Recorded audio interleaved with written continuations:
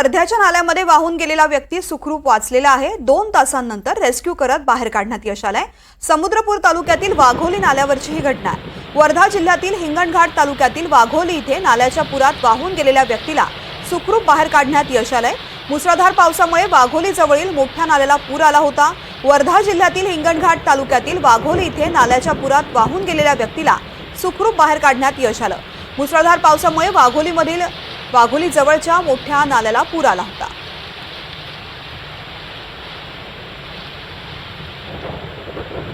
वर्धा जिल्ह्यामधील हिंगणघाट तालुक्यातील वाघोली इथे नाल्याच्या पुरामध्ये वाहून गेलेल्या व्यक्तीला सुखरूप बाहेर काढण्यात यश आलंय।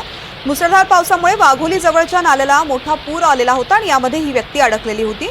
वर्धा जिल्ह्यातील हिंगणघाट तालुक्यातील वाघोली इथे नाल्याच्या पुरात ही व्यक्ती वाहून गेली होती। निलेश बंगाले माझे सहकारी आपल्या सोबत आहेत। निलेश, या व्यक्तीला वाचवण्यासाठी रेस्क्यू ऑपरेशन कशा पद्धतीने राबवलं गेलं, त्यासोबतच या ठिकाणची सध्याची परिस्थिती काय?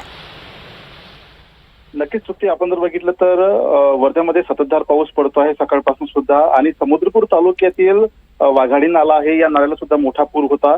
या नाल्यावरून जात असताना तिघे जणी वाहून गेले होते, की वाहून गेले असताना नाल्यामध्ये पडले असताना त्यांच्या हाताला एक झाड लागलंय आणि ते झाडा पकडून ते अडकून बसले होते। याची माहिती पोलिसांना मिळताच समुद्रपूरचे ते सहाय्यक पोलीस निरीक्षक आहे संतोष शेगावकर व त्यांच्या टीमने त्या ठिकाणी जात आपल्या जीवाची पर्वा करता या तिघांनाही सुखरूप बाहेर काढलेले आहे। खरं म्हणजे सकाळपासून वर्ध्यामध्ये परिस्थिती पावसाची चांगलीच आहे।